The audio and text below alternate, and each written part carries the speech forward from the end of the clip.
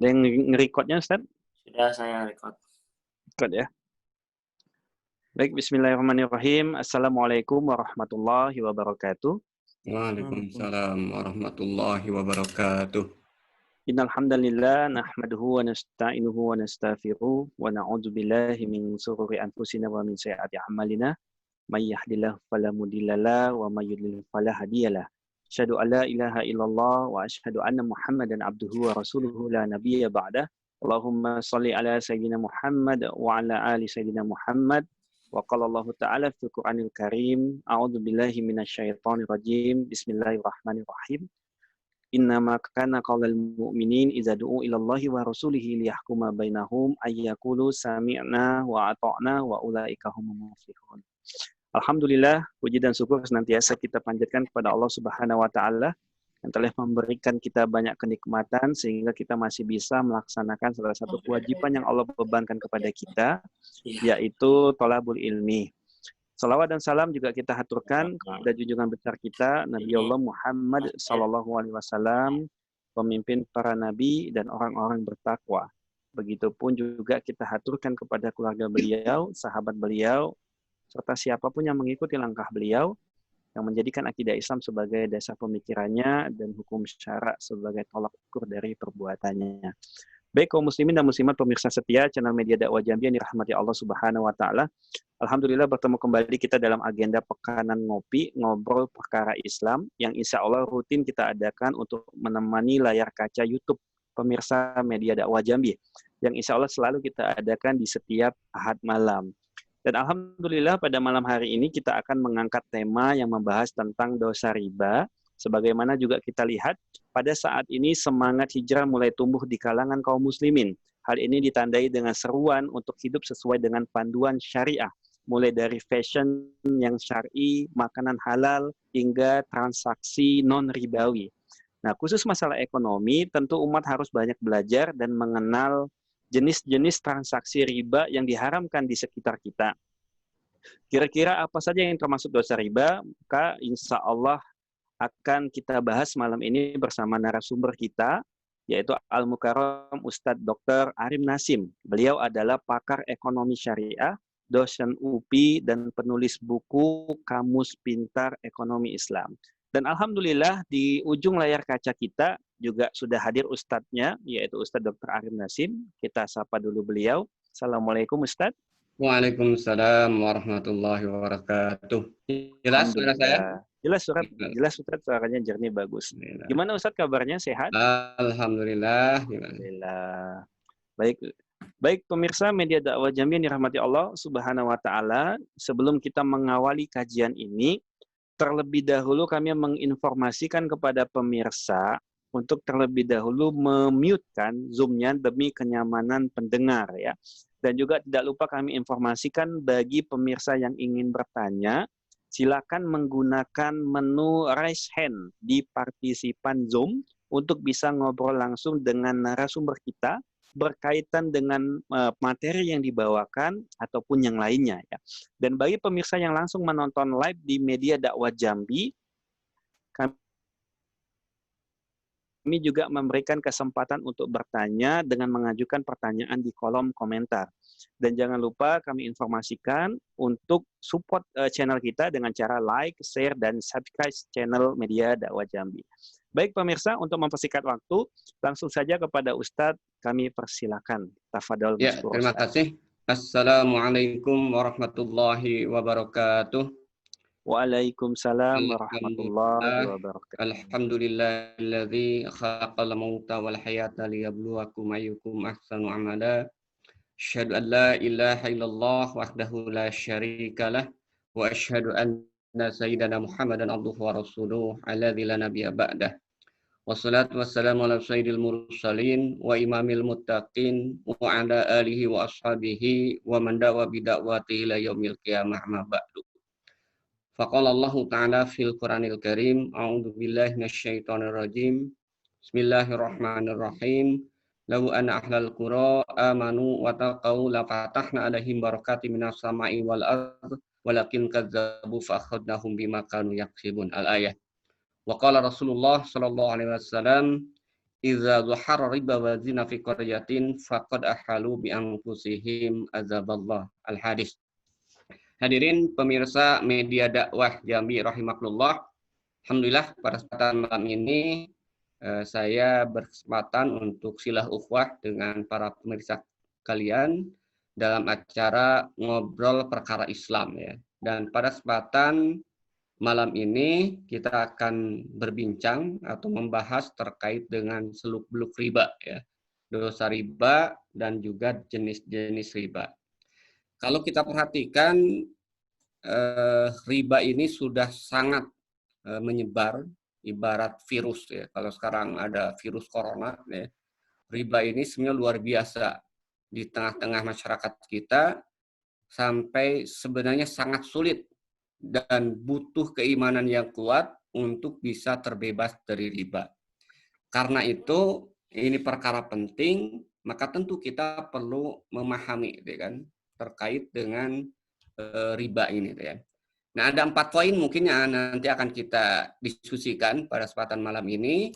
Yang pertama, pengertian riba, kemudian jenis-jenis riba, dan yang ketiga, hukum riba dan ancaman bagi pelakunya. Dan terakhir, kita akan membahas sepintas juga terkait dengan dampak riba ini terhadap masyarakat dan negara. Baik, yang pertama, kalau kita berbicara tentang riba, sebelum saya menyampaikan apa sih yang dimaksud dengan riba, ya, ada 2 hadis yang saya kira ini cukup penting untuk kita renungkan bersama. Ya. Ini bisyarah Rasulullah, artinya prediksi Rasulullah terkait dengan suatu kondisi di masa yang akan datang. Dalam salah satu hadis yang diriwayatkan oleh Imam An-Nasa'i, Ibnu Majah, dan Abu Daud, Rasulullah SAW bersabda, ya'ti ala nasi jamanun ya'kuluna riba faman lam ya'kulhu asabahu min ghubarihi. Rasul memberikan bisyarah, memberikan sebuah peringatan bahwa kata Rasulullah akan datang pada suatu masa ya kepada manusia ketika tidak ada seorang pun di antara mereka yang tidak akan memakan harta riba.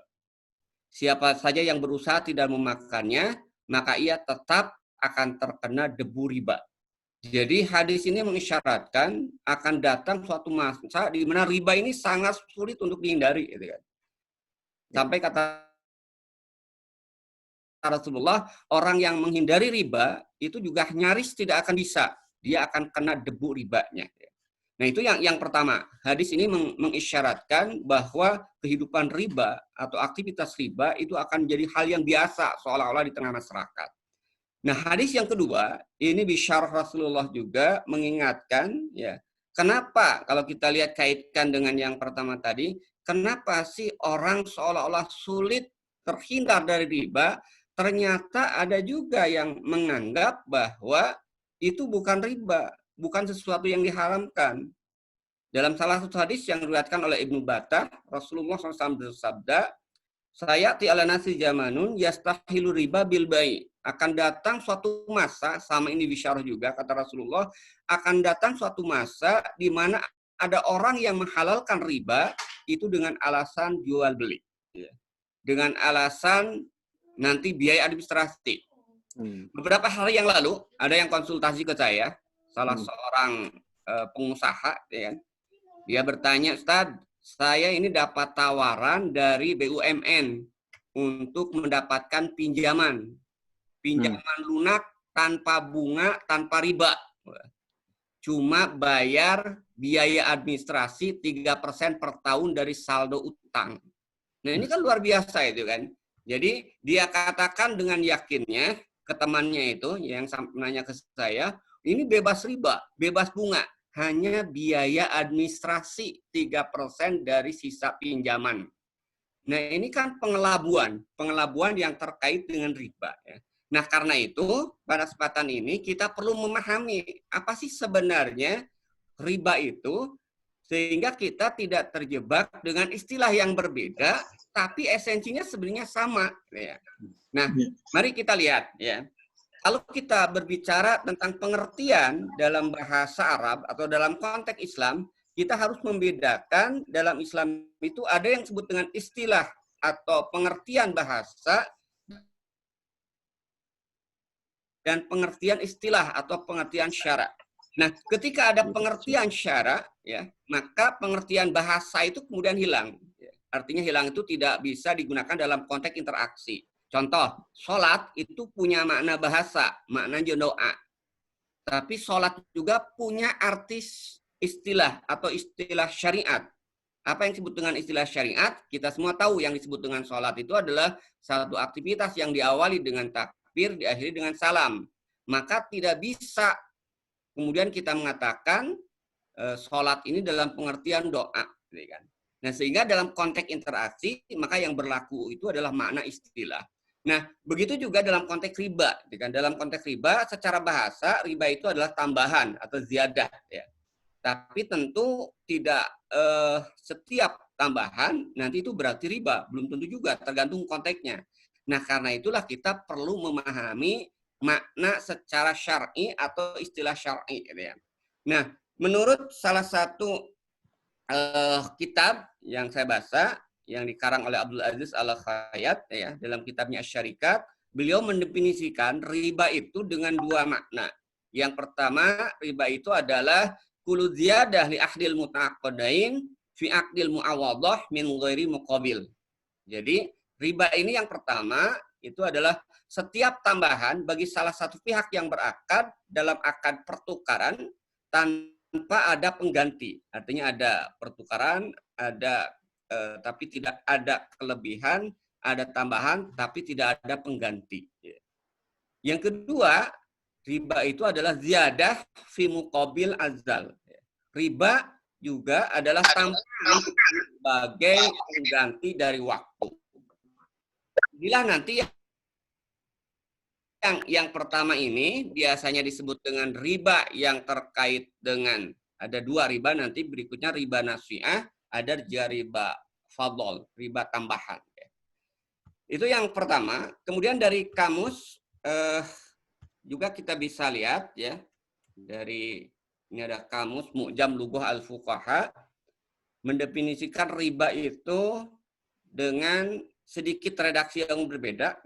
Ini supaya kita paham juga nanti, sehingga ada sering orang berpendapat kalau tidak disyaratkan tambahan itu bukan riba. Nah, tentu kalau hanya melihat satu definisi ini kita nanti akan keliru. Makanya nanti kita harus melihat itu secara komprehensif. Nah, menurut kamus Mu'jam Lughah Fuqaha itu disebutkan, yang disebut dengan riba itu adalah kullu ziyadah masyrutatin fil aqdi khaliyah an audin masyru'in. Jadi kalau lihat di bahasa Inggrisnya, itu maknanya riba.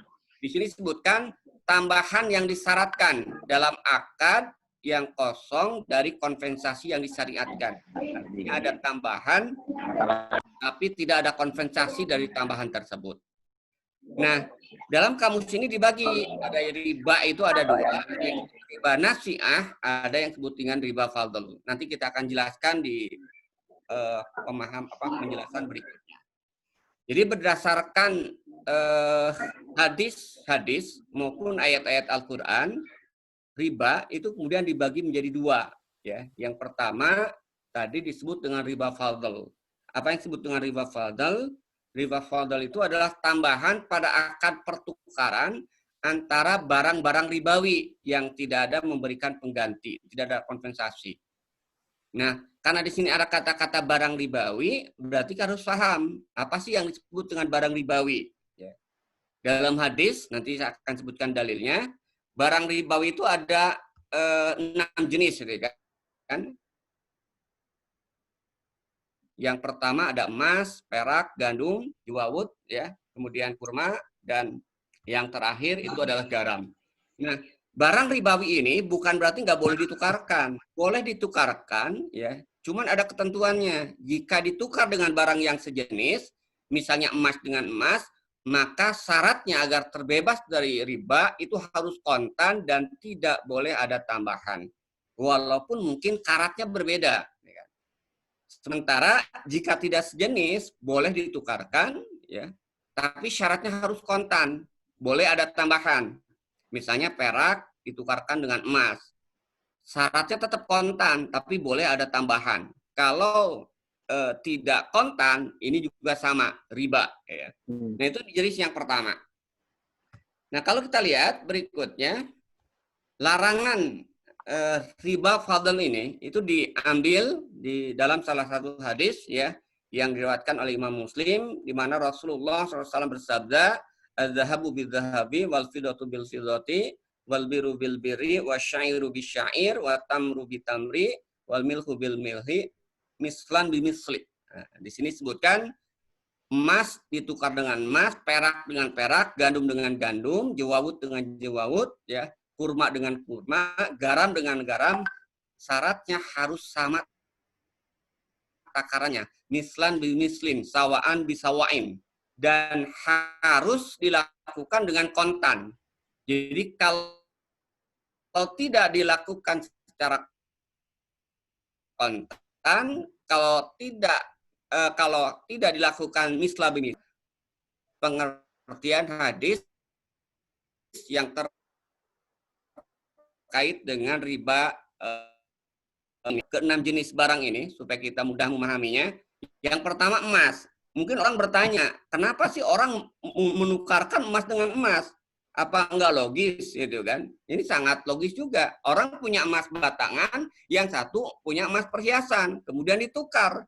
Nah, tentu kalau dalam konteks ekonomi nilainya pasti akan berbeda karena dalam emas perhiasan itu biasanya ada biaya merakit atau membuat emas lempengan ini menjadi emas perhiasan. Tapi ketika dipertukarkan, walaupun yang satu emas perhiasan, yang satu emas lempengan, maka beratnya harus sama, ya. Kalau ada kelebihan itu riba. Ya.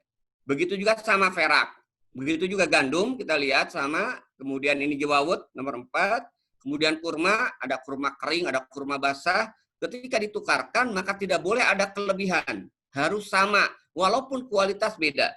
Misalnya ada kurma azwa atau kurma Rasulullah, ya, yang ini menjadi favorit, kan, ditukar dengan kurma biasa, maka walaupun harganya mahal, tetap ketika dipertukarkan itu harus sama, 1 kilo ya 1 kilo, ya.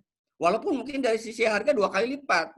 Nah, tapi tidak boleh ditukarkan ada kelebihan. Lalu bagaimana solusinya? Nah, solusinya kalau mau ya berarti jual beli, tidak boleh ditukarkan secara langsung. Yang terakhir garam, ini contoh ya. Nah, itu yang pertama. Kemudian yang kedua, termasuk juga riba fadl ini adalah karena di situ ada emas. Emas itu di dalam Islam itu memiliki 2 fungsi. Fungsi yang pertama itu sebagai benda, fungsi yang kedua uang. Maka uang itu termasuk juga barang ribawi. Kalau ditukarkan dengan yang sama,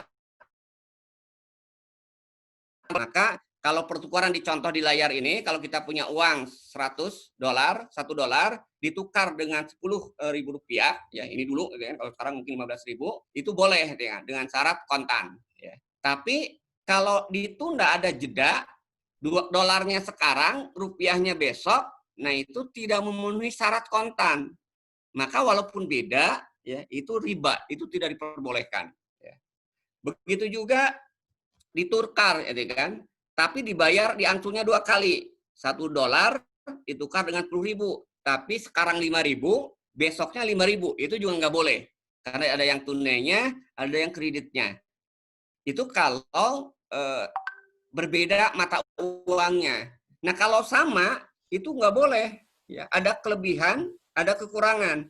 Nah, ini yang terjadi di masyarakat, sering mungkin pemirsa sekalian, di awal, bukan di awal ya, biasanya kan di bulan Ramadan akhir, itu suka ada yang jualan uang. Tukar maksudnya itu kan. Tukar uang 100 ribuan, itu ditukar dengan 10 ribuan atau ribuan ya, untuk bagi-bagi ke tetangga atau ke anak keponakan. Nah biasanya itu 100.000 itu ditukar dengan 95.000. Nah itu nggak boleh, itu masuk dalam kategori riba. Walaupun kontan, tidak terpenuhi syarat yaitu sama. Jadi nggak boleh, itu termasuk dalam kategori riba yang disebut dengan riba fadl. Itu riba yang pertama. Kemudian jenis riba yang kedua, itu adalah riba nasi'ah. Apa yang disebut dengan riba nasi'ah?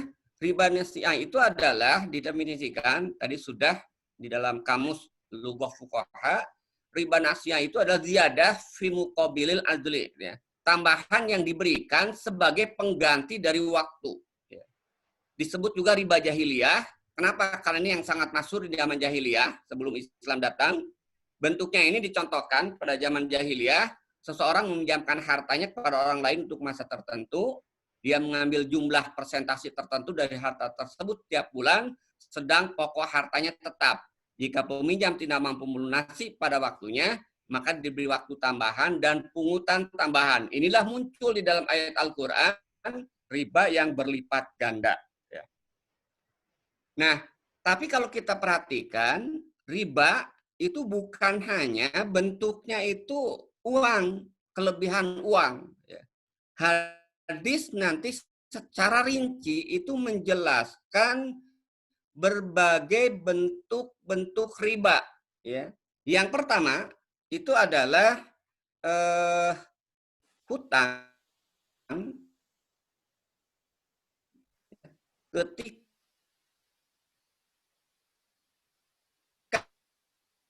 kita memberi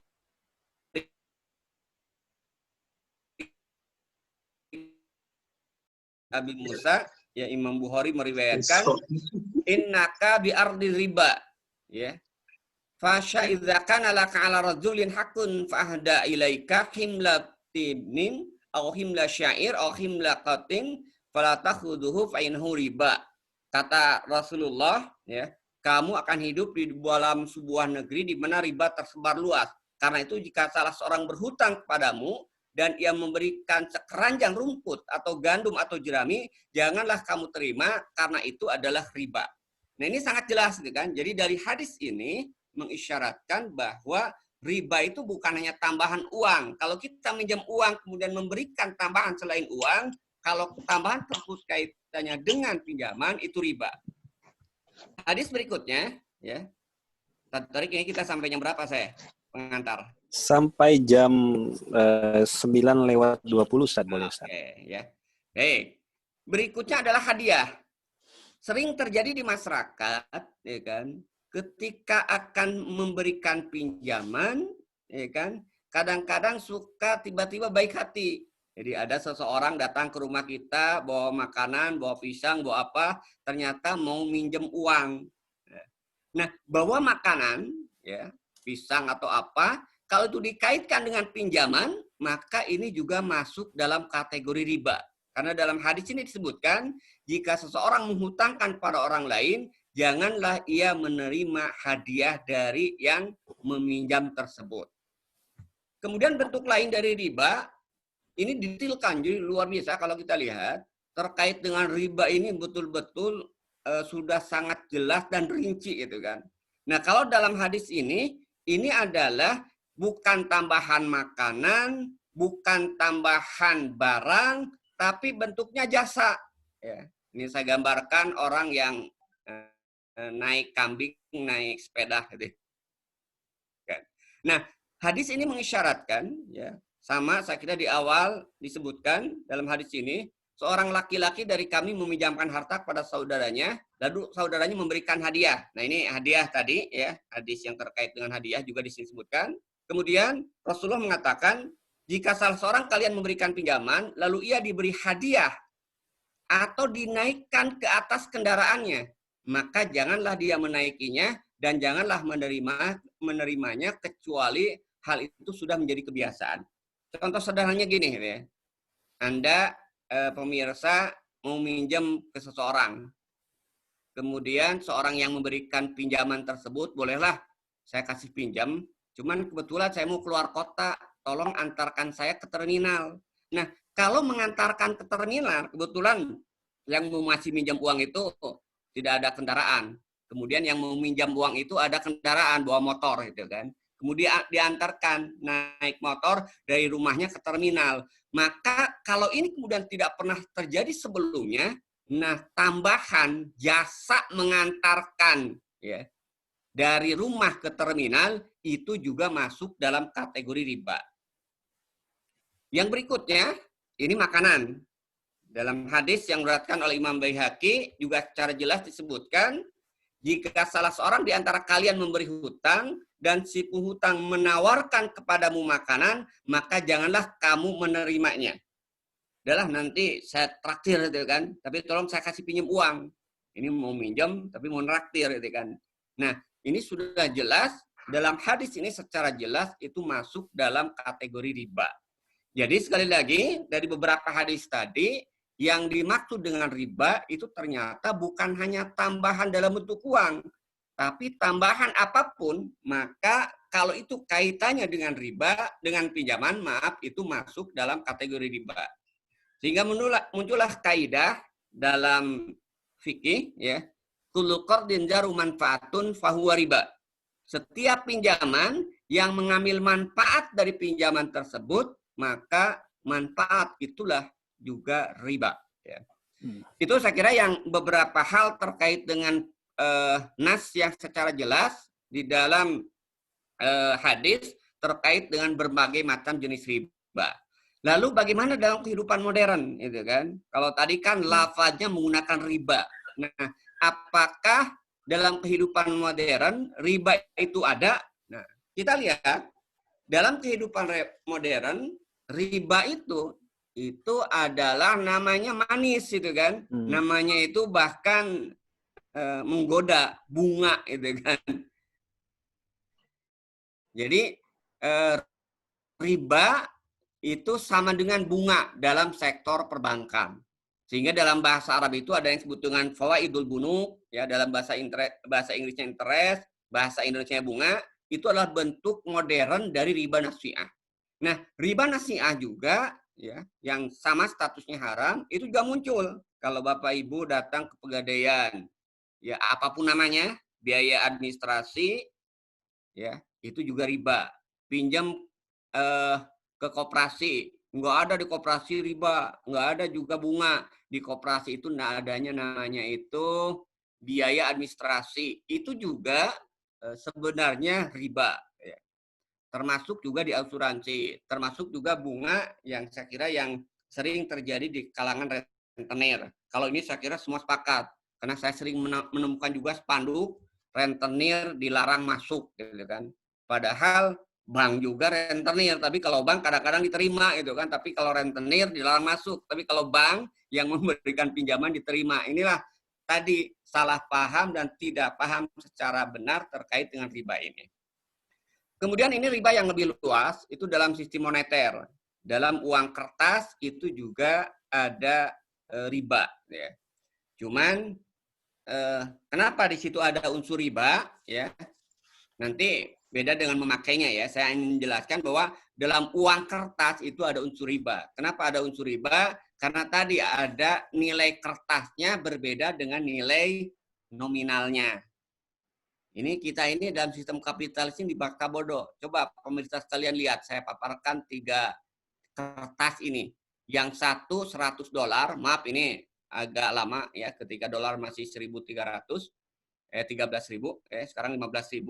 $100 itu ini 1.300.000, kalau sekarang 1,5 juta. Ada uang kita rupiah, ini 50.000. Padahal sama-sama kertas, tapi kenapa bedanya luar biasa? Ada yang di bawah itu mainan, sama kertasnya bahkan lebih bagus, tapi ini nggak ada nilainya. Ini menunjukkan dalam konteks uangnya sendiri itu riba. Nah, karena itu nanti di dalam Islam uang itu tidak boleh beredar kecuali emas atau yang dijamin setara emas. Kemudian yang lainnya, riba juga banyak bergentayangan di pasar modal dan di bursa efek. Ini saya kira ini yang salah satu menjadi penyebab krisis ekonomi, penyebab bubble ekonomi, gitu kan. Kemudian riba juga, nah ini utang negara, ini data lama, gitu kan. Kalau sekarang utang Indonesia itu sudah sampai 5.000 triliun lebih. Gitu kan. Yang bunganya itu lebih dari 1.000 triliun. Ini 2010 aja, itu totalnya bunga yang harus dibayarkan itu sampai 864 triliun. Nanti kita lihat hitung dosanya gitu, terkait dengan dosa riba. Nah, baru kita lihat hukumnya ya. Tadi kita paparkan jenis-jenis dosa riba, lalu bagaimana hukum riba? Kalau kita perhatikan di dalam hadis-hadis tadi itu memang tidak disebutkan secara langsung bahwa riba itu haram, kecuali dalam ayat Al-Quran ya. Di dalam ayat Al-Quran surat Al-Baqarah 275 di situ disebutkan Allah Subhanahu wa taala berfirman, "Ahalallahul bai'a wa harrama riba." Allah telah menghalalkan jual beli dan mengharamkan riba.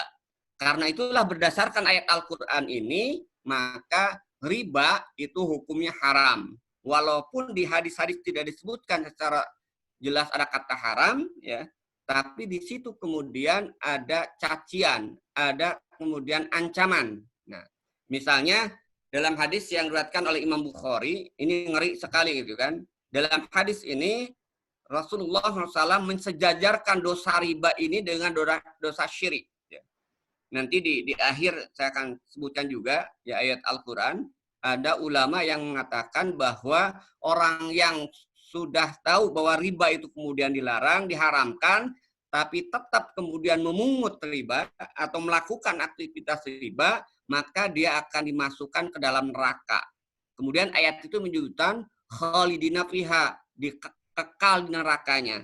Nah, ada ulama yang berpendapat bahwa orang pemakan riba kalau dia berulang kali maka masuk nerakanya kekal. Kenapa? Karena mungkin salah satu alasannya itu diperkuat dengan hadis Rasulullah yang mensejajarkan dosa riba itu dengan dosa syirik. Ya. Walaupun nanti perlu kita lihat ya, nanti akan saya jelaskan di bagian akhir apakah betul pelaku riba itu di nerakanya kekal. Ini ada perbedaan pendapat di kalangan para ulama. Nah, dalam hadis ini disebutkan, Rasulullah menyebutkan ijtanibu sab'ul muwabiqat. Jauhilah kata Rasulullah 7 perkara yang menghancurkan. Ini bahasanya. Secara fakta ada orang yang sering mengatakan, saya ini kan pinjam uang ke bank itu justru maju, gitu kan. Itu penampakannya aja. Esensinya pasti suatu saat akan menghadapi kehancuran, baik di dunia apalagi di akhirat kelak. Nah, dalam hadis ini yang disebut dengan 7 perkara yang menghancurkan, yang pertama syirik, yang kedua sihir, yang ketiga membunuh jiwa yang diharamkan oleh Allah, yang keempat nah ini memakan riba. Ya. Ini termasuk dalam kategori dosa besar. Kemudian berikutnya ancaman bagi pelaku riba, ya. Yang pertama, ini diriwayatkan oleh Imam Ahmad, ya kan? Rasulullah SAW bersabda, ya. Qala Rasulullah SAW, dirhamun riba yaquluhu rajulu wa huwa ya'lam asyadu min sitati wa salasina zanyaitun. Janyaita, ya. Janyaitan. Jadi dari hadis ini disebutkan 1 dirham riba yang dimakan oleh seseorang. Berapa kira-kira 1 dirham? Tarik, tahu berapa 1 dirham? 1 dirham sekarang mungkin 70.000 ya, Tat ya? Ya, sekitar itulah ya. Jadi kalau perak itu 2,97 gram, ya 2,975 gram. 70.000 lah kurang lebih itu kan 1 dirham itu. Bayangkan hanya 70.000 riba ya yang dimakan oleh seseorang, dosanya itu lebih berat dibandingkan dengan 36 kali berzina. Naudzubillah min dzalik. Bayangkan tadi itu kan, kalau kita pinjam kredit motor ya, bunganya 1 juta ya atau 2 juta tinggal dibagi aja. Dengan 70.000 dosanya itu sama dengan berapa kali berzina. Naudzubillah min dzalik. Nah, begitu juga dalam hadis yang lain, ya. Ini hampir sama saya kira. Ini ya, hadis riwayat Daruqutni, 1 dirham dari riba lebih berat dosanya di sisi Allah daripada 36 kali berzina. Dalam hadis lain ada yang menyebutkan 33 kali berzina, ya. Dan dalam hadis lain, nah ini yang paling mengerikan, ya kan? Kalau kita di masyarakat, ya, kira-kira, ya, saya sering tanya itu kan, kalau di masyarakat ada orang yang berzina dengan ibu kandungnya sendiri, pasti orang akan mengatakan, wah itu sudah gila, itu kan? Ya. Tapi tahukah pemirsa sekalian dalam hadis ini, justru itu sebenarnya dosa yang aja Al-Hakim dan Al-Baihaqi, Rasulullah SAW bersabda, "Ar-riba salasata wa sab'una baban, aisaruha mislu ayyanki harajulu ummahu. Riba itu kata Rasulullah mempunyai 73 pintu dosa. Dan dosa yang paling ringan, ini ingat, dosa yang paling ringan dari riba, ya kata Rasulullah, mislu ayyanki harajulu ummahu. Yang menarik dari hadis ini itu tidak disebutkan berzina, ya. Diterjemahkannya itu berzina, gitu kan. Tapi dalam hadisnya itu adalah ayyankiha, nikah. Seperti seseorang yang nikah dengan ibu kandungnya sendiri. Nah, maka terjemahannya nikah artinya walaupun ada terpenuhi semua syarat-syarat nikah, itu berzina. Sama juga itu kan, walaupun ada sering mengatakan kan riba itu kalau suka sama suka gimana itu kan. Nah, itu juga bentuk sebuah penistaan, gitu kan. Jadi walaupun sama-sama rela, yang minjem rela itu kan, yang memberikan pinjaman rela itu kan, tetap aja dosa itu kan. Sama aja di sini kan. Walaupun nikah dalam bahasanya dalam hadis ini ayyanki harrajulu, seorang laki-laki itu menikah dengan ibunya, maka itu adalah berzina dan itu adalah dosa yang terendah kata Rasulullah dari pelaku riba. Ya. Itu yang berikutnya kita lihat, ya, sama ya, ini dalam riwayat yang lain, ya kan, nah ini yang saya katakan terakhir ini, terakhir dosa riba itu kata Allah Subhanahu Wa Taala, ya ini yang paling ngeri ya, ancaman yang paling berat ya. Kalau yang tadi kita lihat masih ada harapan, ya, masuk neraka nanti setelah dicuci ya di neraka itu kan ada kemungkinan untuk diangkat masuk surga kalau masih ada iman, ya kan. Nah, ada sementara ayat ini menyatakan ya Allah Subhanahu wa taala berfirman, "Wa man ada faulaika ashabun nar hum fiha khalidun." Kata Allah, orang yang kembali mengambil riba, artinya sudah tahu riba haram. Ya. Kemudian dia tuh dalam ayat ini penghuni neraka.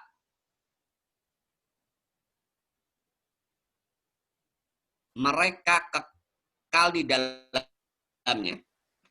Para ulama ada berbeda pendapat, ya. Ada yang mengatakan bahwa kekal memang kekal. Nah, jadi pelaku riba yang berulang kali melakukan riba, maka di nerakanya kekal. Ini menurut sebagian ulama berdasarkan nas yang secara zahir dari ayat ini. Tapi sebagian ulama kan berapa lamanya di nerakanya, naudzubillah min dzalik, nggak tahu. Tapi yang jelas tidak sampai kekal. Ya. Ini perbedaan di kalangan para ulama. Ya. Nah, kalau kita perhatikan pemirsa media dakwah Jami rahimakumullah, yang menariknya kalau kita lihat dan yang mengerikan, menarik sekaligus mengerikan, ya kan? Dosa yang diancam oleh Allah Subhanahu wa taala dampaknya bukan hanya secara individu tapi juga terhadap masyarakat, ya. Walaupun mungkin masyarakat tersebut sebagian tidak melakukan aktivitas riba, dia akan kena juga. Ya. Nah, artinya apa? Riba ini ketika terjadi di tengah-tengah masyarakat, bukan hanya pelakunya aja akan mendapatkan ancaman, kesengsaraan, penderitaan, tapi juga masyarakat secara umum, gitu kan. Nah, ini disebutkan dalam salah satu hadis, ya, ancaman riba terhadap masyarakat. Dalam salah satu hadis yang diriwayatkan oleh Imam Hakim, Al-Baihaqi dan At-Tabrani, Rasulullah SAW bersabda, ini yang saya bacakan di awal pembukaan tadi, idza dhahara dzina wariba fi qaryatin faqad ahallu bi anfusihim, sebutkan jika perzinahan dan riba telah nampak terang-terangan di sebuah kampung, faqad hallu bi anfusihim azaballah. Sungguh masyarakat tersebut telah menghalalkan azab dari Allah Subhanahu wa taala. Jadi kalau kita perhatikan di sini ya, berarti ya yang akan mendapatkan azab, yang akan mendapatkan bencana ketika riba dan perzinahan telah nampak terang-terangan di masyarakat, itu bukan hanya pelaku riba, seluruh masyarakat juga akan kena, gitu kan. Contoh sederhananya gini aja, ketika terjadi krisis ekonomi yang disebabkan oleh riba, yang susah itu bukan hanya pelaku riba, orang yang tidak terlibat riba juga ikut susah. Itu dalam konteks krisis. Belum azab dalam bentuk bencana alam maupun juga bentuk-bentuk yang lainnya. Bisa jadi bencana-bencana itu adalah dampak dari riba dan perzinahan yang dilakukan secara terangan di tengah-tengah masyarakat. Di dalam ayat Al-Quran, surat Al-Baqarah 278, itu Rasulullah ya atau negara boleh memerangi pelaku riba. Ya, dalam hadis ini, dalam ayat ini disebutkan, A'udzubillahi minasyaitonirrajim, ya ayyuhalladzina amanu taqullaha wa dharu ma baqiya minar riba in kuntum mu'minin. Makanya kalau kita lihat kaitkan satu ayat dengan ayat yang lain, maka beralasan juga ada orang yang mengatakan bahwa pelaku riba itu di nerakanya itu kekal. Karena dalam ayat ini juga seolah-olah menguatkan juga kan, wahai orang-orang yang beriman, bertakwalah kepada Allah dan tinggalkanlah sisa-sisa riba in kuntum mukminin, jika kalian betul-betul orang yang beriman. Artinya kan seolah-olah makna mukhalafahnya kalau tidak meninggalkan riba berarti keimanannya diragukan. Nah, bahkan dalam ayat tersebut Allah kemudian melanjutkan fa illam taf'alu fa'dzanu biharbi minallahi wa rasulih. Akan tetapi jika kamu tidak mengerjakan, artinya meninggalkan sisa riba,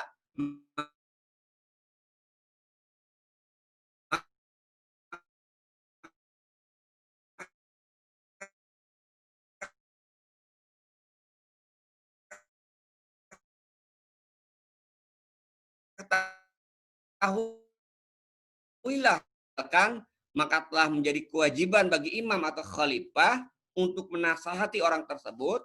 Akan tetapi kalau mereka masih tetap membandel, tidak mau kemudian menghentikan riba, maka kata Ibnu Abbas, seorang imam dibolehkan untuk memenggal lehernya atau dihukum mati. Ini kan luar biasa, ancaman yang luar biasa dari dosa riba. Nah, itulah barangkali ya yang bisa saya sampaikan pemirsa media dakwah Jambi rahimakumullah terkait dengan dosa riba dan jenis-jenis riba. Maka saya kira bagi orang yang beriman ya kan, dengan mendapatkan ancaman tersebut, kalau kita kemudian tidak merasa takut, saya kira perlu ada introspeksi. Jangan-jangan ada hal yang salah terkait dengan keimanan kita ketika ada ancaman yang luar biasa, tapi seolah-olah kita itu kemudian biasa-biasa saja. Baik, itu aja barangkali ya, kurang dari 5 menit ya. Mudah-mudahan nanti ada, sengaja saya percepat supaya diskusinya lebih banyak ya. Terima kasih para pemirsa media dakwah Jambi yang berbahagia. Itu yang bisa saya sampaikan sebagai pengantar diskusi kita pada kesempatan malam ini. Mudah-mudahan nanti ada berkembang pada diskusi terkait dengan masalah-masalah yang dihadapi, baik yang terkait dengan riba secara khusus maupun terkait dengan masalah ekonomi. Itu barangkali Ustaz Tarik bagi pengantar, saya kembalikan ke Ustaz Tarik. Terima kasih. Assalamualaikum warahmatullahi wabarakatuh. Waalaikumsalam warahmatullahi wabarakatuh. Alhamdulillah, jazakallah khair kepada Ustaz Arim Nasim yang telah memberikan pemaparan yang sudah sangat jelas kepada kita semua, baik itu pengertian riba, dosa riba, dan hukumannya, baik itu di dunia maupun nanti kelak di akhirat nanti ya. Maka karena kita memang ada trouble sedikit di YouTube, jadi kami persilakan untuk pertanyaan itu hanya ada di link Zoom kita juga, dan kita memberikan kesempatan kepada penanya dengan terlebih dahulu mengklik menu raise hand di menu partisipannya, untuk kami akan buka audionya untuk bisa langsung ngobrol bersama Ustadz Arif Nasim ya. Dan seperti yang dibilang tadi oleh Ustadz Arif Nasim, bahwasanya beliau memberikan 3 buku untuk 3 penanya yang berkaitan bukunya beliau sendiri, yaitu buku Kamus Pintar Ekonomi Islam. Maka kalau misalnya kita tidak nanya ya di kesempatan malam hari ini, kita sangat disayangkan juga ya, karena selain kita juga jarang bertemu pakar ekonomi syariah langsung, ya mungkin kita juga tidak akan mendapatkan pertanyaan yang cukup jelas ya kalau misalnya kita hanya mendengar kajian-kajian beliau yang hanya di YouTube saja. Baik, di sini sudah ada 3 penanya, ada 3 penanya yang saya lihat. Yang pertama kali adalah Rahman Iman ya. Baik, kita buka dulu menunya dan kita persilakan untuk beliau untuk bertanya. Baik, Mas Ustaz Rahman Imam ya, tafadhol Ustaz. Ya. Baik, bismillahirrahmanirrahim. Assalamualaikum warahmatullahi wabarakatuh. Waalaikumsalam warahmatullahi wabarakatuh. Semoga sehat ya Ustaz ya, Ustaz Arif. Alhamdulillah. Alhamdulillah ya, alhamdulillah. Ya, terima kasih ya materi pembahasan yang sangat baik. Ada pertanyaan ini juga sebenarnya dari kawan-kawan yang pernah nanya ke saya. Ya, terkait kalau betul-betul itu riba dilaksanakan ya, maka otomatis bank ribawi itu tidak ada sama sekali. Nah, itu akan terjadi inflasi yang sangat besar itu ya. Karena dia beli masyarakat berkurang. Yang kedua, tidak ada manufaktur bisa berjalan dengan baik ya. Karena ketika berjalan dengan baik, maka itu kan tidak lepas dari ribawi tadi ya, pinjaman uang di bank. Akibatnya apa? Ekonomi akan tidak tumbuh dengan baik ya, maka akan terjadi inflasi. Itu gimana tanggapan Ustaz? Mungkin itu aja, terima kasih. Assalamualaikum warahmatullahi wabarakatuh. Ya, terima kasih ya. Ya, Ustaz. Langsung saja Ustaz, tafadhol. Ya. Jadi pertama mungkin Ustaz Rahman ya, yang kita bahas, yang kita jelaskan, yang pertama kita memang sedang membahas terkait dengan riba ini dalam konteks masyarakat yang menerapkan hukum Islam. Jadi dalam masyarakat yang menerapkan hukum Islam ya, riba ini diharapkan, dan selama Islam kemudian berjalan selama 14 abad lamanya diterapkan, itu tidak ada yang namanya riba, ya kan? Tidak ada yang namanya bunga yang dijalankan di tengah-tengah kehidupan masyarakat dan negara. Kenapa? Karena pelakunya sangat keras sekali diancam. Ya kan? Nah, itu yang pertama, ya kan? Nah, lalu muncul pertanyaan, kalau tidak boleh ada riba, tidak boleh ada bunga kaitannya dengan pinjaman, faktanya di tengah-tengah masyarakat itu kan ya ada orang yang punya ada yang tidak punya, ada orang yang punya kemampuan usaha tapi dia tidak punya modal. Nah, Islam memberikan solusi. Ketika Islam kemudian mengharamkan, ada solusinya.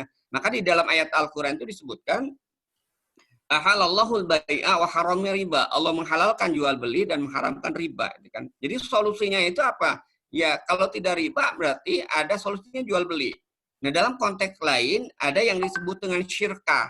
Jadi nanti dalam Islam itu bentuknya itu syirkah. Itu yang pertama dalam konteks masyarakat Islam ya. Nah, dalam konteks sekarang, lalu kalau sekarang kan seolah-olah sulit kita terhindar dari riba, gitu kan? Bahkan kalau riba ini tidak ada, ya, itu seolah-olah itu akan terjadi inflasi, bahkan akan terjadi kebangkrutan. Itu saya kira fenomena yang tidak bisa, itu hanya ketakutan aja, gitu kan? Faktanya saya pernah ada penelitian, ini bukan di Indonesia, penelitian itu di Amerika Serikat. Ada satu tulisan yang cukup bagus, ya kan? Di situ meneliti hubungan antara tingkat suku bunga dengan tabungan. Ini di Amerika Serikat ya, lakukan penelitian. Jadi di situ disebutkan ternyata tingkat suku bunga ya dengan tingkat tabungan masyarakat itu berbanding terbalik. Ketika tingkat suku bunga tinggi, ternyata tabungan masyarakat rendah. Ya. Sebaliknya, ketika bunga rendah, maka tabungan masyarakat tinggi. Apa kesimpulannya dari penelitian tersebut? Di situ disebutkan, agar ekonomi sehat sehingga orang bisa menabung, berarti harus ada regulasi yang bunga itu harus 0%, ya kan?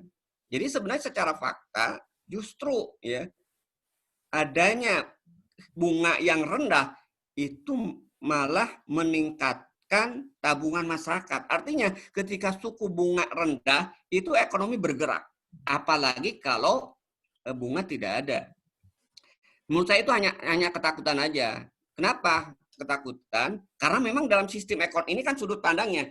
Dalam sistem ekonomi kapitalis memang bunga itu ibarat darah dalam sebuah perekonomian. Itu bedanya gitu kan. Makanya tadi di hadis saya sebutkan di awal tadi juga ini sinyaleman Rasulullah. Kata Rasulullah, sayati ala nasi zamanun yastahilu riba bil bai. Akan datang suatu masa di mana masyarakat menghalalkan riba dengan alasan jual beli. Dan dalam konteks ekonomi ya saat inilah sering orang kemudian berdalih ya tadi itu kan dengan alasan bahwa kalau tidak ada riba maka tidak akan berjalan ekonomi. Ya dalam kapitalis ya seperti itu, kan. Tapi kita lihat dampak dari riba ini adalah kerusakan dan kehancuran masyarakat. Jadi tumbuhnya itu tumbuh yang semu. Kalau dalam bahasa Al-Quran itu disebutkan orang yang makan riba itu tidak akan pernah bisa berdiri tegak kecuali dengan jalan sempoyongan. Nah dalam konteks ekonomi yang dibangun atas dasar riba itu tidak akan pernah stabil. Karena itulah dalam sistem ekonomi kapitalis, krisis itu sebuah kemestian. Itu barangkali ya, Pak Ustadz Rahman yang saya sampaikan. Ya. Terima kasih. Jazakallah Ustadz, alhamdulillah cukup jelas ya, Ustadz Rahman ya. Baik, kita langsung ke penanya kedua, karena kita memang waktunya mepet ya. Baik dari Ustadz Muhammad Idris, tafadhol kami persilakan Ustadz. Nah, unmute dulu sebentar. Ya, pertanyaan kedua yang duluan bertanya ya. Ya, tafadhol. Bismillahirrahmanirrahim. Assalamualaikum warahmatullahi wabarakatuh. Waalaikumsalam warahmatullahi wabarakatuh. Terima kasih atas kesempatannya, Ustadz Arim Nasim yang saya hormati, saya muliakan. Tadi Ustadz menyampaikan mengenai uang kertas ya. Jadi di dalam uang kertas itu ada riba karena beda tulisannya, bentuknya sama, tulisannya beda, itu nilainya bisa berbeda, bisa berlipat-lipat. Dengan tadi diumpamakan uang mainan nilainya 0, sementara uang kertas rupiah nilainya 50.000, sementara uang kertas dolar $1 nilainya $100 nilainya 13 juta ya, nggak salah. Jadi kemudian pertanyaan saya, ada informasi mengenai kalau solusinya dalam Islam tentu menggunakan uang dinar dan dirham ya. Nah, ini ada informasi tentang pegiat emas dan dirham ya. Mohon saya kurang tahu persis realitasnya seperti apa. Nah, pertanyaan saya barangkali Ustadz punya gambaran tentang aktivitas pegiat atau komunitas pegiat emas dan dinar dan dirham itu realitasnya seperti apa, kemudian apakah itu bisa benar-benar menghilangkan riba di situ ya, dalam hal pertukarannya misalnya dari rupiah ditukarkan ke dinar dirham itu apakah tidak ada riba di situ, kemudian mungkinkah penggunaan mata uang dinar dan dirham itu dilakukan dalam tingkat satuan masyarakat tertentu, jadi di komunitas-komunitas tertentu, apakah itu memungkinkan untuk dilakukan tanpa adanya campur tangan dari negara? Ini kan Ustaz pertanyaan saya. Terima kasih. Assalamualaikum warahmatullahi wabarakatuh. Ya, terima kasih Ustaz Idris. Ya. Yang pertama, memang ada komunitas ini secara fakta ya. Ada satu komunitas, ya salah satunya itu kalau nggak salah Murabitun, ya kan. Tapi dia hanya terbatas saja, terbatas di komunitas mereka. Mereka menggunakan emas dan perak, dinar dirham untuk transaksi. Tapi ketika keluar dari itu, ya mereka juga tidak bisa terbebas, gitu kan. Tetap aja hanya berlaku di komunitasnya. Walaupun ada juga bukan hanya beberapa komunitas ya. Nah itu yang pertama, memang faktanya ada deh. Itu yang pertama. Kemudian yang kedua, ini yang harus kemudian kita bedakan. Jadi dalam Islam, gitu kan, bedakan antara uang ya dengan alat pembayaran ya. Jadi dalam Islam uang ya, ketika negara akan mencetak uang maka itu harus emas dan perak atau berbasis emas dan perak. Artinya berbasis emas dan perak itu bisa aja yang beredarnya itu nanti kertas, gitu kan. Tapi itu yang disebut dengan ada dalam istilah moneter itu nanti representatif money, gitu kan. Uang kertas itu wakil dari emas, ya. Jadi persis sama, hanya sekedar untuk efisiensi dan keamanan yang beredar bisa kertas. Tapi kertas itu nanti satuannya satuan emas, ya. Jadi itu yang pertama. Nah, bedakan dengan alat pembayaran. Dalam konteks jual beli itu tidak harus ya alatnya itu ada pertanyaan kalau begitu berarti transaksi nggak boleh. Bedakan tadi antara uang sebagai alat tukar yang sah yang akan dicetak oleh negara dalam Islam dengan alat pembayaran ya. Jadi kalau alat pembayaran asal ridho ya, kita misalnya punya beras ditukar dengan ayam, itu kan boleh, tidak harus ditukar lagi dengan uang atau tidak harus ditukar dengan yang lainnya, tergantung kesepakatan. Jadi ini harus kita pisahkan kan antara uang yang dicetak oleh negara. Ketika negara akan mencetak alat pembayaran yang sah, maka wajib itu emas dan perak atau ya yang distandarkan pada emas dan perak. Tapi yang namanya alat pembayaran ya, yang berlaku itu tidak harus ya itu emas dan perak, tidak harus juga uang. Faktanya jual beli boleh ya, kambing ditukar dengan beras, kambing ditukar dengan motor. Ini kan itu sesuatu yang dibolehkan. Jadi menurut saya harus dipisahkan ya antara uang ya yang dicetak oleh negara dengan alat pembayaran transaksi yang terjadi di tengah-tengah masyarakat. Jadi dalam konteks hari ini sebenarnya yang ketika kita bertransaksi dengan menggunakan uang rupiah itu tidak ada dosa karena ya asal kesepakatan aja ya, dan terhindar dari ribanya. Itu mungkin ya. Nah, yang saya lihat kadang-kadang ada salah kurang tepat memahami seolah-olah alat pembayaran itu dalam transaksi itu harus emas dan perak. Nah, enggak, itu kan. Itu harus dibedakan antara uang yang dicetak oleh negara dengan transaksi jual beli, alat transaksi jual beli di tengah-tengah masyarakat. Itu beda. Itu mungkin ya untuk membedakannya. Baik, syukron, jazakallah khair Ustaz. Artinya memang kalau misalnya ada komunitas tertentu yang menggunakan alat transaksi menggunakan dinar dirham, itu sebenarnya tidak terlalu memberikan efek yang besar ya Tat ya untuk membenarkan ekonomi di dalam sistem sekarang gitu Ustaz. Iya, jadi dampaknya tidak terlalu besar. Kenapa? Karena hanya komunitas kecil. Karena yang dituntut oleh Islam itu adalah negara ketika membuat alat pembayaran yang sah untuk semua itu harus emas dan perak. Tapi transaksi antar individu itu tidak harus menggunakan emas dan perak gitu kan. Walaupun Ya. bukan berarti tidak boleh ya. Iya. Artinya tidak harus itu kan. Kalau dalam konteks individu itu dengan emas dan perak. Iya. Saya katakan tadi kan, boleh kita beli motor dengan kambing, Ya. boleh kita beli motor dengan padi itu kan. Iya. Itu kan boleh gitu kan.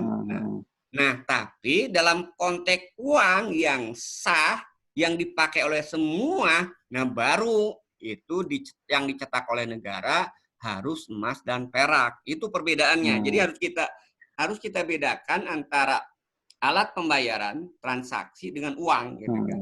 Baik. Alat Baik, pembayaran tidak harus uang, tapi ketika uang, nah itu harus emas dan perak, itu bedanya. Ya, baik. Alhamdulillah. Cukup jelas ya, Ustaz Idris ya. Baik, langsung saja kita penanya ketiga. Suwun dulu Pak dosen Aswandi Idris ya, karena ada penanya ketiga sebelumnya Pak ya. Gitu. Ini ada dari Mas Kurniawan Kusuma yang sudah bertanya duluan. Nanti setelah ini Bapak Aswandi Idris ya. Baik, kita buka dulu Mas Kurniawan Kusuma. Tafadol Mas. Udah dibuka nih. Ya, tafadhol Mas, silakan. Assalamualaikum warahmatullahi wabarakatuh. Waalaikumsalam warahmatullahi wabarakatuh. Ya, ini langsung aja Ustaz. Pertanyaan saya. Jadi saya pernah tanya ke salah satu ulama juga, katanya kalau jadi dosa riba itu hanya sebatas rentang waktunya sebatas kita katakanlah misalnya kita berhutang ke bank. Nah, hanya sebatas waktu itu ketika hutang kita sudah lunas, maka dosanya selesai.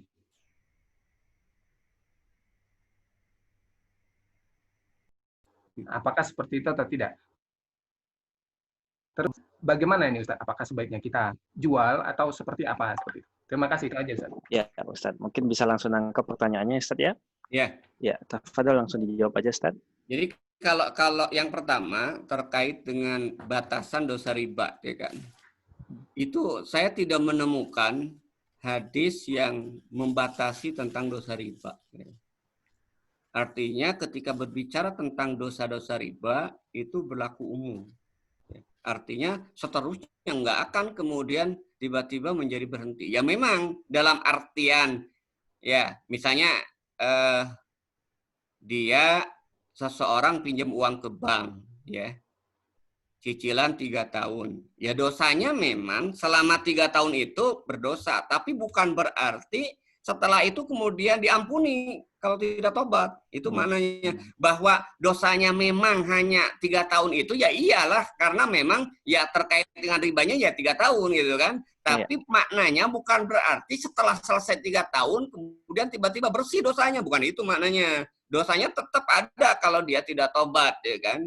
Kecuali kalau dia tobat dan Allah mengampuni, itu baru betul-betul Allah akan membersihkan. Itu pun dengan syarat kan kita lihat tobat itu kan syarat tobat itu kan satu tidak mengulangi ya kalau ada hak adami itu dikembalikan ya kepada pihak yang dirugikan ya.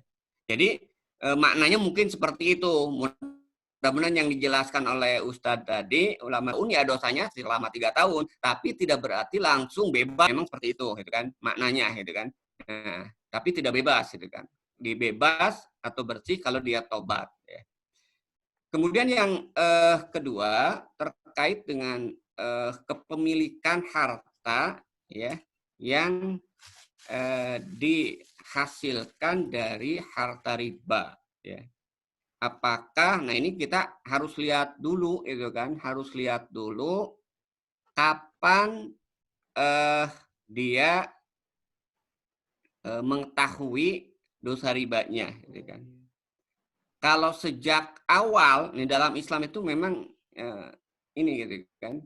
Kalau sejak awal dia mengetahui bahwa itu dosa riba, ya kan, maka sebenarnya dia tidak akan berlanjut, ya kan? Misalnya itu kan, ketika sejak awal dia tahu bahwa leasing motor itu ngeridit potong itu riba, ya.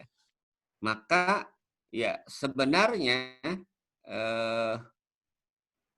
dia tidak akan melakukan itu. Ya. Jadi ada dua kondisi ya. Kondisi yang kedua ya, dia tidak tahu bahwa leasing itu riba. Kalau sudah selesai ya sebenarnya nggak masalah. Berarti hartanya itu harta sah, gitu kan. Ya walaupun kalau kita lihat ya nanti kalau kondisi yang pertama gitu kan, kalau dia tetap aja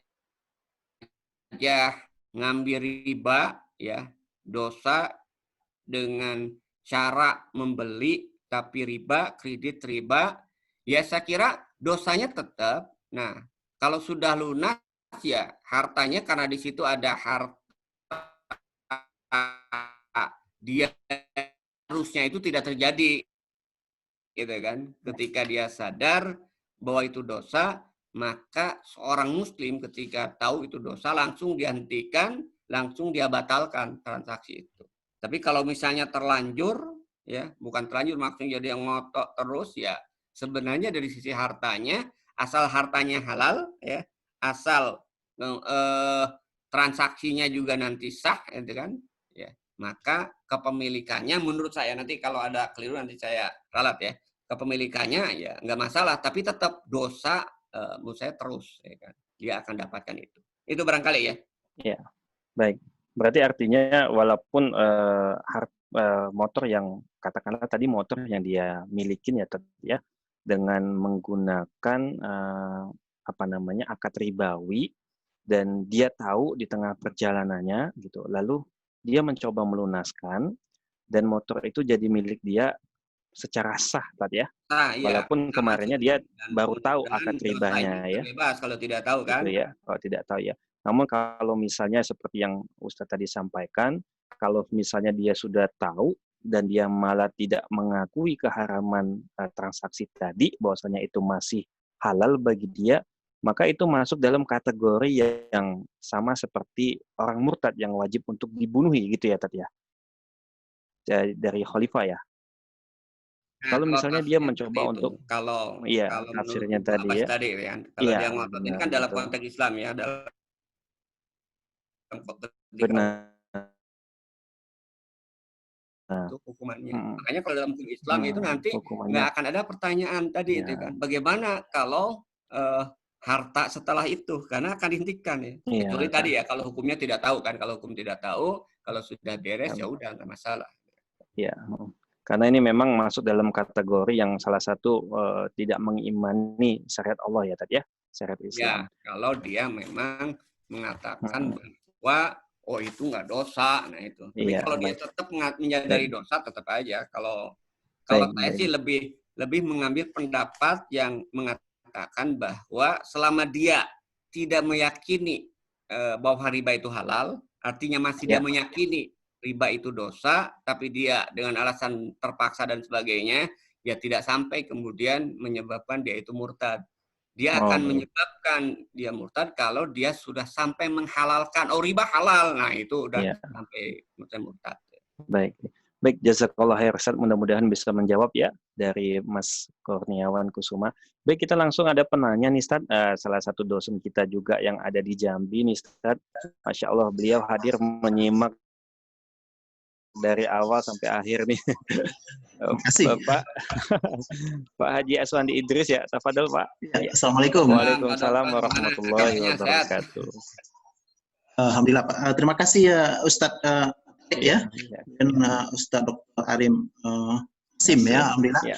Saya sebetulnya sangat senang mendengar ini karena sudah lama sebetulnya MUI mengharamkan gitu ya, tapi realisasinya sedikit sekali gitu. Kita semacam berhadapan dengan negara gitu ya. Jadi sebetulnya kalau saya katakan sini yang menzolimi umat Islam sekarang negara gitu ya. ini perlu sama seperti Ustadz Arim Nasim yang banyak dengan ini, harus mendudukkan ini, menyatukan semua ulama untuk sepakat ya, menyebut bank-bank haram gitu ya. Jadi, ini yang penting sekarang, umat ini bingung. Soalnya itu bukan persoalan how lagi sekarang, what and why. Kalau how sudah ada dalam Al-Quran, jelas semuanya. Seperti Ustaz bilang tadi, itu jelas semuanya. Dan kita yakin inilah Islam yang tinggi ya. Tidak ada lagi Quran selain Islam ini. Tapi sekarang kita ini zolimi dan kita bangga dizolimi gitu. Atau gimana ya? Saya tidak ngerti seperti ini sekarang. Jadi sudah lama gitu. Jadi seperti tadi kita lihat bagaimana BI ya, dia itu bukan di bawah negara, tapi di bawah IMF. Dia butuh tanggung jawab, bukan negara mencetak duit itu. Jadi makanya saya tetap aja yang namanya duit rupiah atau dolar itu mudah dispekulasi, dicetak. Misalnya dia krisis negara.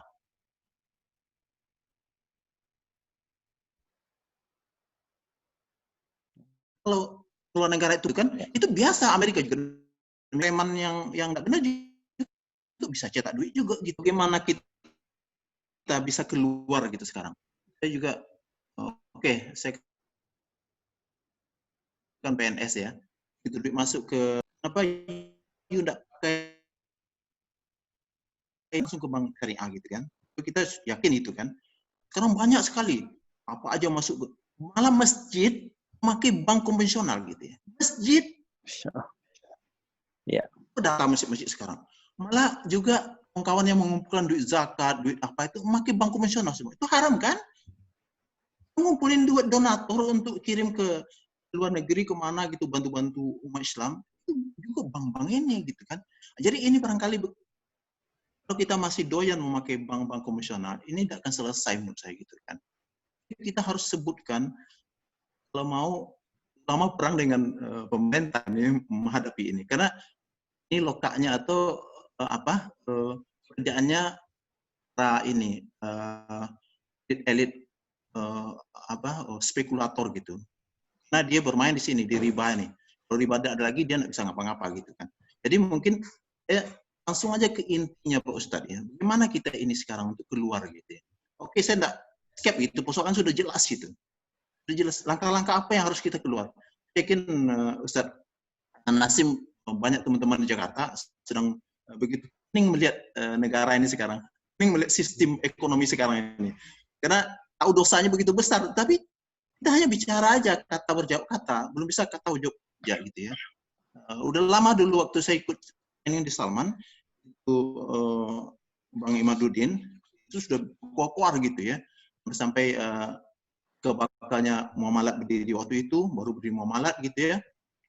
Tapi sekarang berapa persen duit yang mengalir di bank Muamalat itu? Sangat kecil sekali. Mainkan gitu.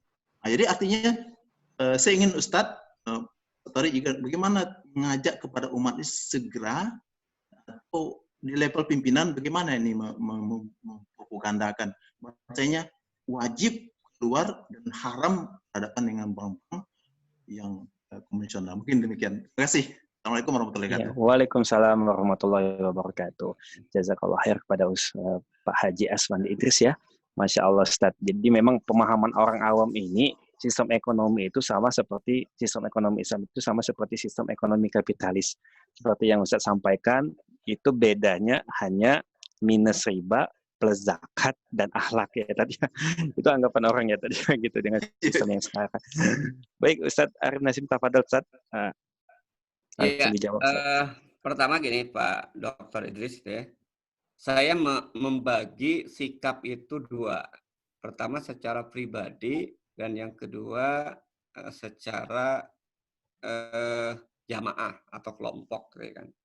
Secara pribadi ya kita memang harus semaksimal mungkin untuk menghindari riba ya kan. Dan insya Allah bisa gitu kan. Walaupun berat ya kan. Jadi secara pribadi ya tidak harus menunggu negara yang menerapkan Islam yang mengharamkan riba, baru kemudian kita tinggalkan riba. Enggak, secara pribadi bisa kita menghindari riba. Alhamdulillah sampai hari ini saya sama sekali dengan Pak Idris juga PNS, ya kan. Alhamdulillah saya belum pernah terlibat yang namanya riba. Termasuk juga gaji, gitu kan. Saya sekarang di UPI, di kampus saya, Pak, itu kalau BNI itu bisa, Pak, itu dialihkan ke BNI Syariah. Walaupun di kampus saya itu kan tetap kerjasamanya dengan bank konvensional. Saya nego dengan waktu itu, ketika saya masuk PNS, saya langsung nego dengan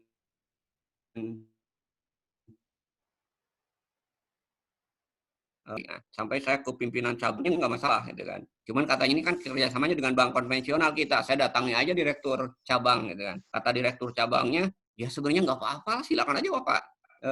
Kok masih berada dalam payung yang sama sama BNI, gitu kan. Ya akhirnya bisa, gitu kan. Jadi kalau kita mau sebenarnya tadi bisa menghindari dari riba ini.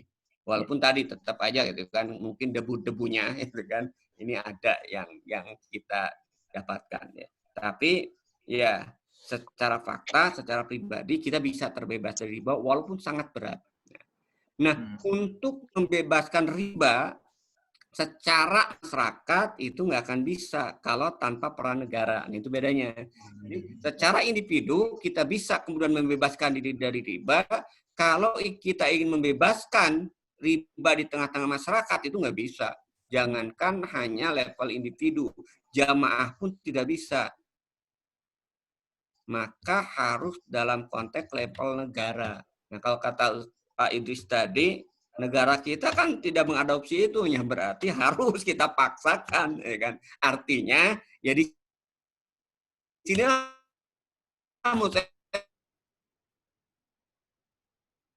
juga harus menuntut negara ini melaksanakan hukum Islam di dalamnya mengharamkan riba.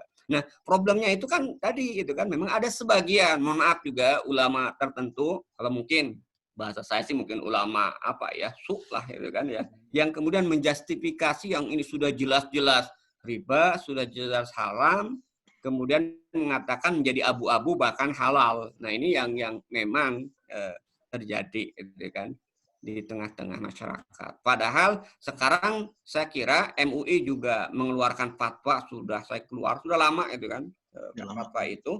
Tapi ya tadilah karena masyarakat juga tadi pemahamannya juga tidak kuat itu kan. Akhirnya ya fatwa-fatwa itu kan.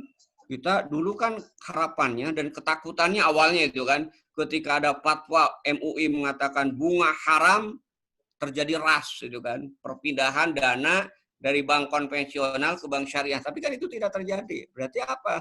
Ada problem juga di masyarakat kitanya. Ya, makanya berarti tugas kita itu ya memang berat ya sebagai seorang yang paham bahwa riba bunga itu riba, berarti kita harus betul-betul dan akan muncul alasan-alasan darurat, alasan apa sulit, kalau tidak pinjam ke bank nggak punya rumah, nggak pinjam ke bank nggak punya mobil dan sebagainya. Dan fakta-fakta itu bisa dibantahkan kalau saya lihat ya kan. Saya sendiri ya, alhamdulillah gitu kan. Karena nanti kan harus kita pahamkan antara riba, kemudian kita pahamkan juga dengan konsep rizki itu kan. Ini kadang-kadang ini nggak utuh penjelasannya. Kita juga sebenarnya ketika menjelaskan riba harusnya kita menjelaskan juga tentang konsep rizki gitu ya. Nah kalau dua ini nyambung, saya kira kalau dia umat masih bebal aja tetap ya itu mungkin masalah hidayah, itu masalah yang sulit ya. Tapi kalau saya kebetulan ngajar ekonomi Islam, saya jelaskan kepada mahasiswa ketika riba kemudian diharamkan, mereka awalnya pada stres gitu kan. Tapi saya jelaskan tentang konsep rezeki. Ya. Nah, akhirnya mereka ngerti dan akhirnya ya biasa itu kan, memahami itu kan. Jadi awalnya kan stres, nanti kalau akuntansi itu kan kerjaannya banyak berhubungan dengan riba itu kan. Nah, saya jelaskan yang namanya rezeki itu tidak kaitan langsung dengan kerja gitu kan. Nah, ini kalau kita paham secara komprehensif, saya kira ya mudah-mudahan Mas ngerti gitu kan. Ya. Ini yang mungkin jadi PR kita bersama ya Pak Idris ya. Itu barangkali ya. Iya, Ustaz. Jazakallahu khair, Ustaz. Ya memang yang kita lihat ya, MUI sendiri memang menghargai. Tapi MUI memberikan fatwa halal untuk nabung emas di bank pegadaian. Nah, itu ada di pegadaian itu kan ada cicil emas tetap skemanya. Dan itu ada label halalnya. Dan itu pun dari MUI, Ustaz. Nah, ini gimana Ustaz gitu? Padahal kita tahu membeli emas itu kan tidak bisa non tunai, tetapi harus kontan dan serah terima secara langsung. Tetapi di pegadaian syariah sendiri mereka menggunakan pola dicicil, setelah terkumpul uangnya baru emas itu dicetak gitu. Tentu ini riba ya Tat ya? Ya itu ya. Saya sering ngeritik juga karena kadang-kadang mohon maaf aja, kenapa emas itu boleh dicicil secara kredit ya, tidak harus kontan ya kan.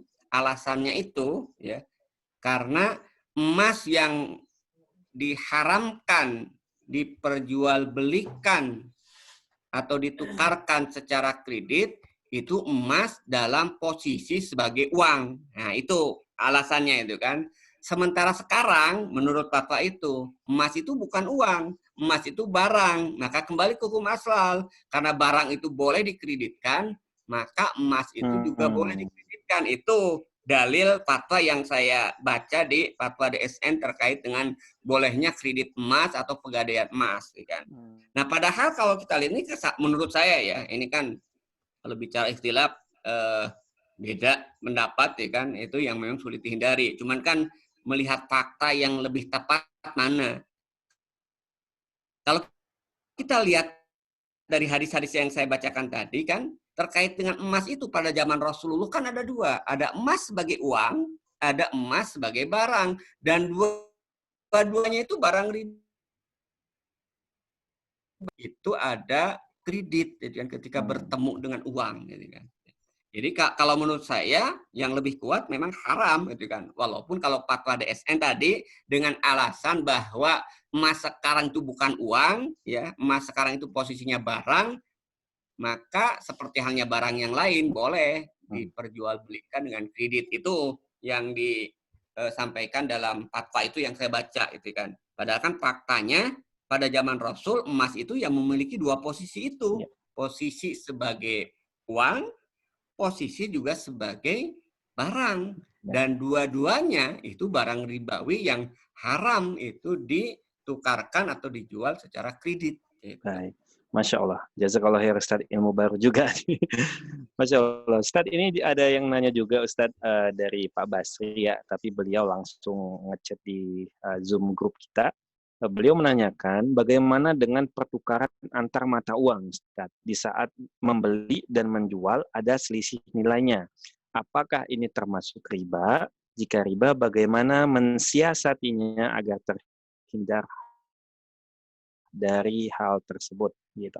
Jadi artinya dia mencoba membeli dolar, namun dolar itu dibeli hanya untuk mengambil selisihnya ketika nanti dolarnya naik. Gitu. Nah ini bagaimana Ustaz? Apakah ini termasuk riba? Kalau misalnya riba, bagaimana mensiasatinya agar terhindar dari hal tersebut? Jazakumullah khairan katsiran.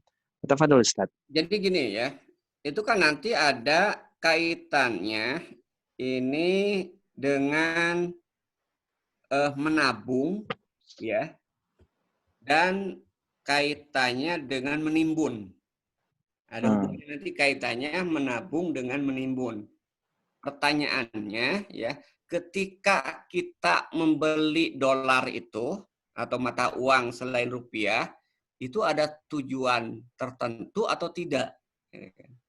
Karena ini kaitannya masalahnya nanti dengan niat, ya kan. Kalau secara fakta hukumnya itu boleh kita sekarang beli emas nih, ya, beli dolar. Kita beli dolar harganya 10.000, ya, 15.000. Ya. Kemudian nanti ketika pas kita jual ternyata harganya naik jadi 16.000, ya. Nah, berarti kan ada selisih, gitu kan. Dan itu boleh-boleh saja, gitu kan. Kalau secara fakta, gitu kan. Cara fakta pertukaran, karena kita memang apa istilahnya itu, secara fakta realnya pertukaran itu diperbolehkan, ya. Di sana tidak ada unsur riba, gitu kan. Karena kita beli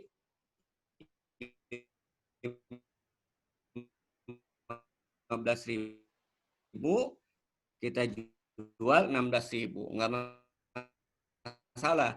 Cuman tadi yang jadi masalah itu adalah, ya, ketika kita uang ini kita simpan, nah ini nabung, ada menimbun. Menabung itu bedanya dengan menimbun itu, kalau menabung itu boleh, menimbun itu haram, menyimpan uang, gitu kan. Kalau kita menyimpan uang tanpa ada tujuan, itu namanya menimbun, berapapun, dan itu haram. Kalau kita menyimpan uang ada tujuan, namanya menabung, itu diperbolehkan. Jadi ini kaitannya, kalau saya lihat dalam konteks ini ke niat, ya kan. Kalau kita niatnya itu mau beli dolar, nah itu nggak boleh. Tapi kalau saya beli dolar karena ada keperluan nih, nah supaya nilainya nanti, atau umroh lah ya, umroh misalnya, umroh itu kan biasanya bayarnya dolar, supaya saya tidak ditingkatkan dengan naik turunnya, udahlah saya mau beli dolar aja, nyicil, bulan ini saya beli $100, tiap bulan $100 sampai terkumpul. Nah itu kan ada tujuan untuk umroh, nah itu dibenarkan. Jadi kalau bicara tentang jual beli ini dan menyimpan uang, itu kaitannya itu aja, apa menabung atau menimbun. Cuman memang beda tipis menabung dan menimbun itu, gitu kan. Ya. Menabung boleh, ya, menimbun itu diharamkan. Itu barangkali, ya. Baik, Masya Allah, jazakallah khair. Mungkin cukup jelas ya Pak Basri, ya. Mudah-mudahan bisa menjawab pertanyaannya. Jadi artinya ada perbedaan antara menabung dan menimbun. Kalau menabung adalah kita menyimpan uang dengan tujuan tertentu. Tapi kalau menimbun kita menyimpan uang namun tidak memiliki tujuan, ya. Jadi artinya memang untuk mengumpulkan saja. Baik, alhamdulillah kita sudah sampai jam 10 lewat 1 menit, ya. Alhamdulillah kita pada malam hari ini sangat banyak mendapatkan ilmu dari Ustadz Arif Nasim yang insya Allah bermanfaat bagi kita semua. Dan alhamdulillah juga sudah menjawab semua pertanyaan dari para penanya. Dan para peserta juga sangat antusias menyimak apa yang disampaikan oleh Ustadz Arif Nasim. Mudah-mudahan Ustadz Arif Nasim dan para pemirsa sekalian itu semuanya mendapatkan pahala yang alhamdulillah kita sudah sampai di akhir acara kita. Sebelum kita menutup kajian kita pada malam hari ini, mungkin kami meminta juga closing statement dari Ustadz Arif Nasim kepada kita semua, nasihat bagi kita semua maupun yang lainnya, Ustadz. Mungkin ada motivasi buat kita untuk benar-benar menjauhi dosa riba ini, Ustaz. Tafadhol Ustaz Arif Nasim, kami persilakan. Ya, ada 2 poin mungkin yang saya sampaikan pada kesempatan closing statement ini. Yang pertama, tentu sebagai seorang Muslim dengan melihat begitu besarnya dosa riba, maka secara pribadi saya kira kita harus sekuat mungkin, semaksimal mungkin untuk meninggalkan riba. Dan itu insya Allah bisa, gitu kan. Karena apa? Karena nanti kaitannya dengan rezeki. Rezeki itu sudah ditentukan oleh Allah Subhanahu wa Ta'ala. Jadi kalau kita mengambil ya harta dengan cara riba, sebenarnya dalam bahasa saya itu mencuri hak kita sendiri. Karena apa? Karena kalau bukan rezeki kita, maka walaupun kita dapatkan dengan cara riba, pasti itu tidak akan kita dapatkan. Itu yang pertama. Yang kedua, riba secara individu bisa kita tinggalkan. Tapi untuk menghilangkan riba di tengah-tengah masyarakat, mutlak dibutuhkan negara yang menerapkan syariat Islam secara kafah. Karena itu menjadi tugas kita bersama adalah memperjuangkan tegaknya negara yang menerapkan syariat Islam secara kafah sehingga mengharamkan riba, mengharamkan bunga. Dan kalau kita terlibat dalam perjuangan itu, insya Allah pahalanya sangat besar di sisi Allah Subhanahu wa Ta'ala. Kenapa? Karena kita akan bisa menghilangkan salah satu dosa besar yang di tengah-tengah kehidupan kaum muslimin saat ini seolah-olah sulit, ya kan? Tapi ketika hukum Islam diterapkan, insya Allah itu akan begitu mudah, akan terbebas dari riba. Jadi kata kuncinya, saya mengajak pada pemirsa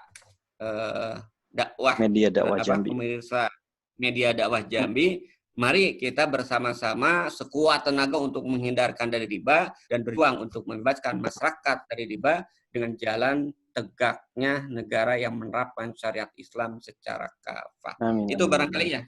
Topik. Baik Ustaz, jazakallah khair Ustaz, Masya Allah. Mudah-mudahan masa itu akan segera tegak dan kita memang benar-benar terhindar dari semua dosa riba. Baik dosa riba yang benar-benar ada maupun yang menjadi debu ribanya ya. Masya Allah. Baik pemirsa media dakwah Jambi yang dirahmati Allah Subhanahu wa Ta'ala. Alhamdulillah juga di YouTube kita juga sudah melakukan siaran online. Kami juga berterima kasih kepada para penonton di YouTube kita, Media Dakwah Jambi. Mudah-mudahan ini bisa memberikan manfaat yang besar kepada para pemirsa sekalian. Dan support kami dengan terlebih dahulu men-like, share, and subscribe YouTube kita, yaitu channel Media Dakwah Jambi. Baik pemirsa yang dirahmati Allah Subhanahu wa Ta'ala. Insya Allah Ahad depan kita juga akan terus mengadakan ngobrol perkara Islam. Tentunya dengan yang kajian yang lebih baru lagi, kita mengundang Ustadz Asep Supriyana. Beliau adalah spiritual dan training development. Ya, beliau juga sudah banyak tayangan-tayangan videonya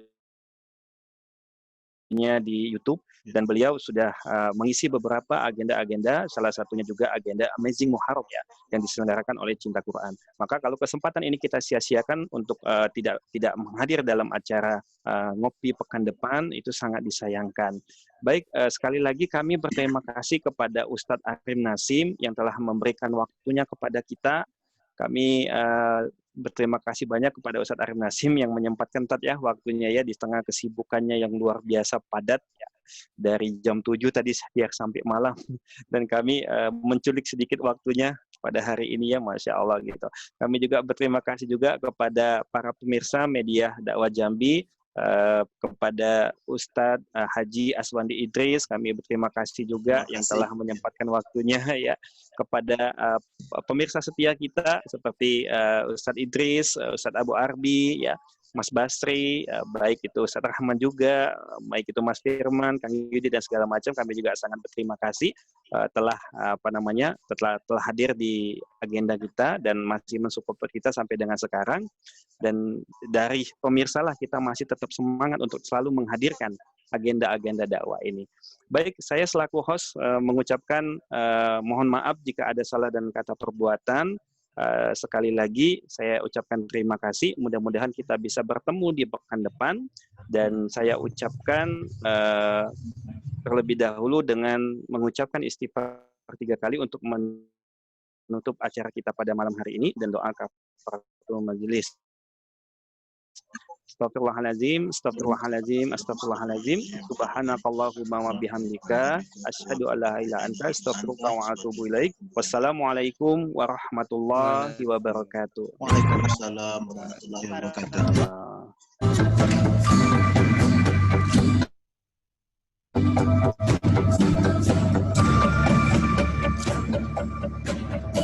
share di YouTube kita, Ustaz, yang di sebelah kanan ini, Ustaz.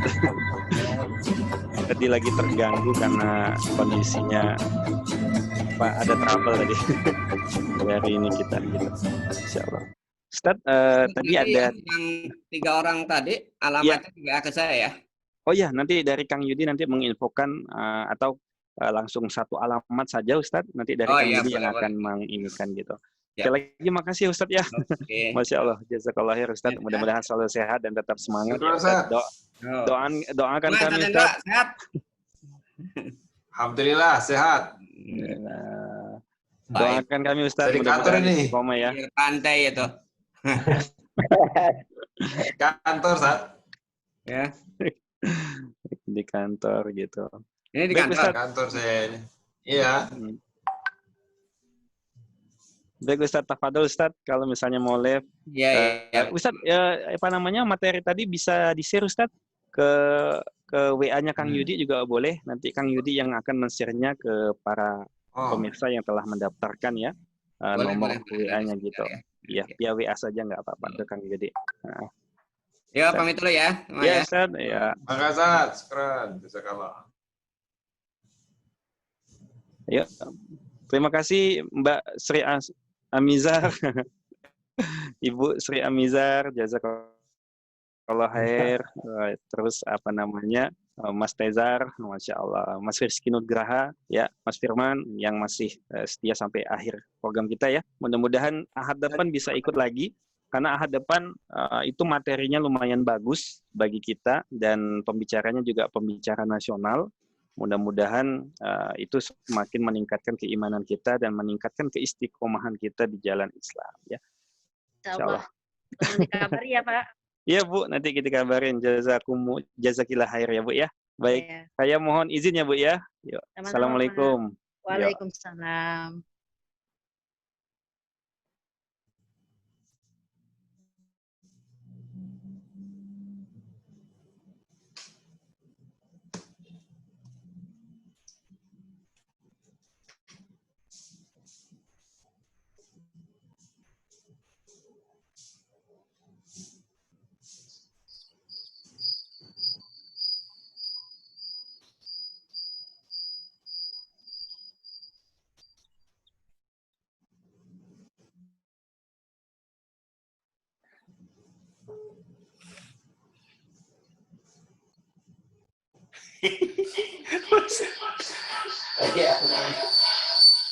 Hei, boleh.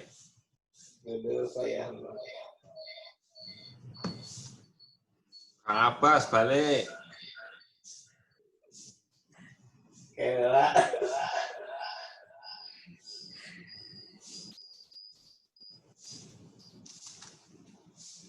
Orang dulu ya. Ya.